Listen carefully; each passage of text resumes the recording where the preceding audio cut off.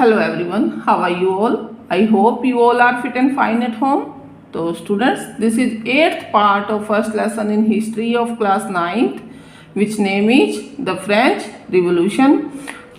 तो first of all students, अगर आपने अभी तक मेरे चैनल को सब्सक्राइब नहीं किया है तो जल्दी से कर लें ताकि आने वाली सभी वीडियो की अपडेट्स आपको टाइम पर मिल जाए। एंड वीडियो को कंप्लीट देखें और कमेंट बॉक्स में कमेंट भी ज़रूर करें कि आपको सब अच्छे से समझ आ रहा है। Okay, let's start our chapter. तो स्टूडेंट्स, इससे पहले इस लेसन के 7 पार्ट्स हम कंप्लीट कर चुके हैं। यदि अभी तक आपने वो नहीं देखे हैं तो चैनल की प्लेलिस्ट में जाकर देख सकते हो। डिस्क्रिप्शन बॉक्स में भी लिंक प्रोवाइड किया जाएगा, आप चाहे तो वहाँ से भी देख सकते हो। तो in this video we have topic number 5, that is the abolition of slavery, यानी कि दास प्रथा का उन्मूलन। दास प्रथा को कंप्लीटली बंद कर दिया गया, बैन कर दिया गया। अब हम इस टॉपिक में यही देखेंगे कि स्लेवरी मीन्स क्या, मतलब दास यानी कि गुलाम बनाना, क्यों बनाए जाते थे गुलाम, कैसे क्या होता था, वो अब हम इस टॉपिक में देखेंगे। One of the most revolutionary social reforms of the Jacobin regime was the abolition of slavery in the French colonies। तो जो फ्रांसीसी जो उपनिवेश थे यानी कि जो भी कॉलोनीज थी, उनमें जो सबसे कहेंगे कि सबसे मेन जो उनकी एक कोशिश थी सामाजिक सुधार लाने की जैकोबिन क्लब की, वो थी अबोलिशन ऑफ स्लेवरी, यानी दास प्रथा को ख़त्म करना। The colonies in the Caribbean, अब कैरिबियन जो था वहाँ की जो कॉलोनीज थी, यानी कि जो औपनिवेशिक जो कॉलोनीज थी, जैसे कि Martinique and Guadeloupe and San Domingo were important suppliers of commodities such as तंबाकू, इंडिगो, शुगर एंड कॉफ़ी। तो कैरिबियन की ये जो कॉलोनीज थी, ये एक बहुत बड़ा एक सप्लायर कॉलोनीज थी, मतलब कि ये चीज़ें यहाँ सप्लाई की जाती थी। तंबाकू है जैसे कि इंडिगो यानी कि नीला रंग जिससे बनता था, शुगर और कॉफ़ी। तो ये जो कॉलोनीज थी, इन चीज़ों की ये सप्लाई करती थी। But the reluctance of Europeans to go and work in distant and unfamiliar lands meant a shortage of labour on the plantations. यानी कि यूरोपियों की मतलब कि एक तो ज़्यादा दूर होने की वजह से, डिस्टेंट होने की वजह से काफ़ी, तो जो यूरोपियन लोग थे वो वहाँ पर प्लांटेशन करने में मतलब खिजकते थे, या उन्हें इसलिए भी ये था कि उन्हें क्या नहीं मिलती थी, लेबर नहीं मिलती थी इतनी दूर जाकर काम करने के लिए। और अगर हम बात करें प्रॉफिट की, तो हर कोई चाहेगा कि प्रॉफिट होना चाहिए, तो ऐसे ही ये लोग भी चाहते थे, बट इनके पास शॉर्टेज थी किस चीज़ की, लेबर की। So this was meet by a triangular slave trade between Europe, Africa and the Americas. तो ये एक इसीलिए मतलब जो स्लेव थे यानी कि दास, मतलब जो इन प्लांटेशन में काम करे, गुलाम बनाकर लोगों को लाया जाता था। तो ये एक ट्रायंगुलर बन गया था किसके बीच में, वो यूरोप, अफ्रीका और अमेरिका के बीच में। मतलब ये तीनों ही कंट्रीज आपस में एक दूसरे को गुलाम जो है वो बेचती थी, सो दैट कि ये प्लांटेशन कर सके, अच्छी खेती कर सके, किन चीज़ों की, जिनकी डिमांड थी कैरिबियन में, जैसे कि तंबाकू की, इंडिगो की, शुगर की एंड कॉफ़ी की। The slave trade began in the 17th century. तो जो ये स्लेव ट्रेड था, मतलब जो गुलाम का जो व्यापार था, जो खरीदने का बेचने का शुरू हुआ, ये 17th सेंचुरी में हुआ। French merchants sailed from the ports of Bordeaux और Nantes to the African coast where they bought slaves from local chieftains. यानी कि जो फ्रांसीसी मर्चेंट्स थे, जो सौदागर थे फ्रांस के, वो पोर्ट्स पर जाते थे। कौन से पोर्ट पर, बोर्डियक्स और नैंटेज के पोर्ट्स पर, जहाँ पर वो स्लेव को बेचते और ख़रीदते थे वहाँ के लोकल यहाँ कहेंगे कि जो सरदार होते थे गुलामों के, मतलब काफ़ी सारे लोगों को पकड़कर फोर्सली उन्हें गुलाम बनाया जाता था और उन्हें आगे बेच दिया जाता था। तो ये चीफ्टेंस वही होते थे, सरदार। Branded and shackled, the slaves were packed tightly into ships for the 3 months long voyage across the Atlantic to the Caribbean। तो ये देखिए स्टूडेंट्स, कितनी दयनीय कंडीशन की जाती थी स्लेव्स की, यानी कि ये कह रहा है कि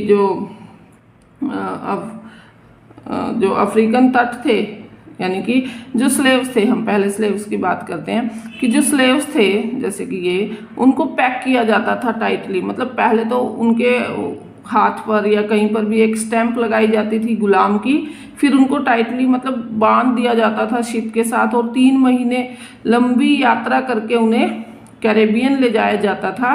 कैरेबियन में, क्योंकि वहाँ पर किस चीज़ की डिमांड थी, काफ़ी सारे प्रोडक्ट जो हमने ऊपर देखे, तंबाकू, इंडिगो, शुगर, और लेकिन वहाँ क्या नहीं था, लेबर नहीं थी जो कि इनकी खेती कर सके।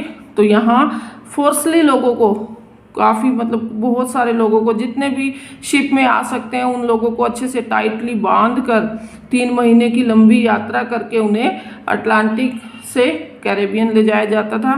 तो ये एक सच में बहुत ही दयनीय कंडीशन थी।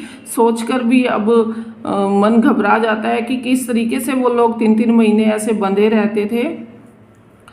दे were sold to plantation owners, और जहाँ पर वो बेच दिए जाते थे किनको, प्लांटेशन ओनर्स को, यानी कि जो बाग के मालिक होते थे, जहाँ पर खेती की जाती थी, वो मालिक इन दास को क्या कर लेते थे, खरीद लेते थे। The exploitation of slaves labour made it possible to meet the growing demand in European market for sugar, coffee and indigo. तो यानी कि स्लेव जो सिस्टम था, स्लेव मिल जाने की वजह से ही जो यूरोप की मार्केट में जो डिमांड थी शुगर, कॉफ़ी और इंडिगो की, वो पूरी की जा सकी। मतलब कि जो दास थे जो बेचे जाते थे और लोग खरीद कर ले जाते थे अपने अपने खेतों में और उनसे ये खेती करवाते थे फोर्सली। तो इससे क्या हुआ, इन चीज़ों की जो डिमांड थी वो पूरी होने लग गई। Port cities like Bordeaux and Nantes और their economic prosperity to the flourishing slave trade. तो जो कि पोर्ट सिटी जो थी, जैसे कि बोर्डेक्स और नैंटेंस जो थी, ये पोर्ट सिटी थी। तो ये काफ़ी फलते फूलते एक स्लेव ट्रेड की वजह से काफ़ी ये समृद्ध बन गए। काफ़ी मतलब कि यहाँ स्लेव ट्रेड होने लग गया, बेचना और ख़रीदना। तो लोगों एक तरह की एक अच्छी मार्केट बन गई और काफ़ी डेवलपमेंट हो गया।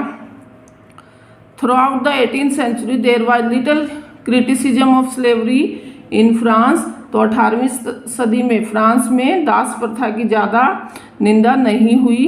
The National Assembly held long debates about whether the rights of man should be extended to all French subject including those in the colonies. तो क्रिटिसिज्म तो रहा, मतलब कि ये एक ऑप्शन तो रहा, लोगों के पास एक गंभीर विषय तो रहा स्लेव वाला। लेकिन जो नेशनल असेंबली थी वो वहाँ पर काफ़ी लॉन्ग डिबेट्स हुई, मतलब लंबी बहस हुई। और वो बहस हुई कि लोगों को क्या मिलना चाहिए, यानी कि द राइट्स ऑफ मैन, लोगों के अधिकारों के लिए बहस हुई कि उनको फोर्सली इस तरीके से स्लेव ना बनाया जाए और स्लेव बनाकर जो कॉलोनीज में जो बेचा जाता है ऐसा ना किया जाए। But it did not pass any laws fearing opposition from businessman whose incomes depended on the slave trade. But कोई कानून नहीं बना, क्योंकि जो स्लेव ट्रेड पर जो लोग डिपेंड थे उन व्यापारियों के डर की वजह से नेशनल असेंबली भी कोई कानून नहीं बना सकी। It was finally the convention which is 1794 legislated to free all slaves in the French overseas possessions. और 1794 में एक के कन्वेंशन में फ्रांसीसी जो कॉलोनी थी उन्होंने सभी स्लेव्स को फ्री करने का एक कानून पारित किया, मतलब एक कानून बनाया जिसमें कि सभी गुलामों को आज़ाद कर दिया गया। This however turn out to be a short term measures, लेकिन ये बहुत ही कम समय के लिए हुआ। 10 years लेटर, मतलब 10 साल बाद, नेपोलियन री इंट्रोड्यूस्ड स्लेवरी, यानी नेपोलियन ने स्लेवरी को दोबारा से शुरू कर दिया, मतलब दास प्रथा को दोबारा से शुरू कर दिया। Plantation owners understood their freedom as including the right to enslave African negroes in pursuit of their economic interest. तो जो प्लांटेशन के जो मालिक थे उनको अपने इकोनॉमिक फ़ायदे के लिए अब उन्हें छूट मिल गई थी कि वे निग्रो लोगों को क्या बना सकते थे, अपना गुलाम बना सकते थे, और दोबारा से इस स्लेव ट्रेड में उनका इंटरेस्ट बढ़ने लग गया। Slavery was finally abolished in France colonies इन 1848, और फाइनली मतलब लास्ट में जो स्लेवरी थी, जो दास प्रथा थी, वो ख़त्म की गई फ्रांस में। कब? 1848 में। तो स्टूडेंट्स ये आपको याद करना है कि ये कब की गई। ये काफ़ी बार एक एक नंबर के क्वेश्चन में पूछा जाता है। वैसे तो ये पूरा बड़ा क्वेश्चन आता है इस टॉपिक पर, the abolition of slavery. 5 marks का ये क्वेश्चन आता है एंड ये बहुत ही इम्पोर्टेंट है। बट आपको कि पहली बार स्लेवरी पर कब बैन लगा वो लर्न करना है। 1794 में लगा, और टोटली बिल्कुल कंप्लीटली कब ये बैन हुई, तो अबोलिश हुई, वो हुई 1848 में। तो ये आपने याद रखना है। एक यहाँ स्टूडेंट्स निग्रो जो वर्ड आया था, ये भी कई बार क्वेश्चन में पूछा जाता है, तो देख लेते हैं निग्रोज क्या है। A term use for the indigenous people of Africa south of the Sahara, यानी कि अफ्रीका में सहारा रेगिस्तान के जो साउथ में रहने वाले जो लोकल जो लोग थे वहाँ के, उनके लिए ये वर्ड यूज होता था। It is a derogatory term not in common use any longer. तो ये एक डेरोगेटरी शब्द था, मतलब एक अपमानजनक शब्द था, जिसका कि अब इसका हम यूज नहीं करते। एंड तो आई होप यहाँ आपको समझ आ गया होगा कि स्लेवरी क्या है। कि स्लेवरी मतलब एक सिस्टम था जहाँ पर लोगों को क्या बनाया जाता था, दास बनाया जाता था। उनसे फोर्सली जो ओनर होता था उनका, वो अपना मर्जी से वो काम करवाता था, जैसे कि अपने बागों में काम करवाना, खेतों में काम करवाना, अपने प्रॉफिट के लिए। तो ये अच्छे से आपने रीड कर लेना है students. And at last I would like to say thanks to everyone for watching. Dear students, please like, share and subscribe my channel. Stay home, stay safe. हम मिलते हैं नेक्स्ट वीडियो में। तब तक के लिए आप इस वीडियो के इम्पोर्टेंट पॉइंट्स लर्न कर लीजिएगा।